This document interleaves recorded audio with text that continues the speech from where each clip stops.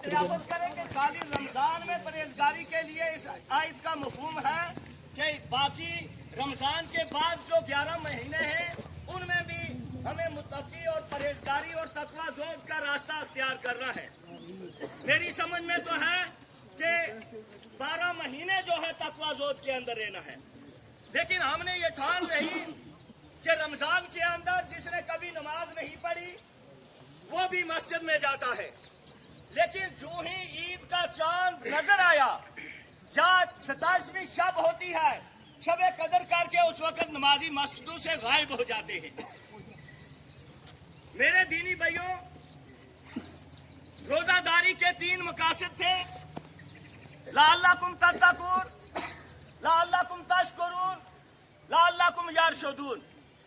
लअल्लकुम तत्तकून ताकि तुम परहेजगार बन जाओ, लअल्लकुम तशकुरून ताकि तुम अल्लाह के शुक्रगुजार बंदे बन जाओ, लअल्लकुम यरशुदून ताकि तुम अपनी मंजिल मकसूद तक पहुंचो। तो हमने जो दुनिया के अंदर देखा कि हमारी मंजिल ये है, रोड हमारे मकान के अंदर आए, कार कोठी बंगला आलीशान हो। मेरे दीनी भाइयों, ये हमारी मंजिल नहीं है। इस वक्त आप साया तलाश कर रहे हैं, जब सवा नेज़े पर सूरज होगा कोई कहीं साया नहीं होगा। दुनिया के अंदर जो भी आपकी कमाई होगी, ये 3 मकासद जो बताए हैं इन पे हम गामजन रहेंगे। मेरे वो आलीशान अफीसर भी जो है वहां उनको भी साया मिलेगा, जिनने नबी के साथ मोहब्बत करके जो है रोजे भी रखे, नमाजें भी पढ़ी, तिलावत भी की। लेकिन बड़ा अफसोस लगता है, इमाम परेशान हो जाते हैं। जो ही रमजान अलविदा हुआ तो मस्जिद वैरान हो गई। देहातों में तो पहले ही बेड़ा पार है, लेकिन मरकज की जो हमारी मरकजियत रखती है मसाजिद, उनमें भी नमाजी कम हो जाए।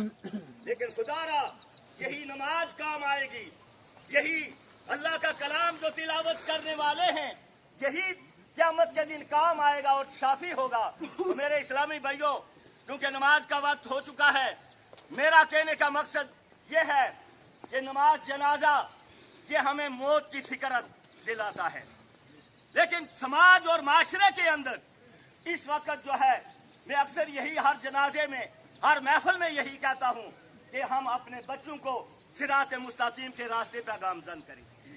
वो कैसे रास्ता मिलेगा? उलमा से मिलेंगे। आज उलमा को देखकर हमारे बच्चे दूर भाग जाते हैं।